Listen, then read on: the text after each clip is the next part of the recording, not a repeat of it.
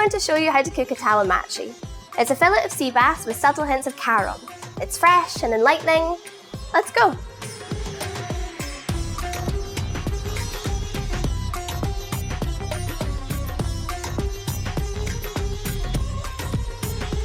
Clean, wash and dry the sea bass. Marinade with half the salt and lemon juice. Make a thin paste with gram flour, turmeric powder, red chilli powder, ajwain and the remaining salt.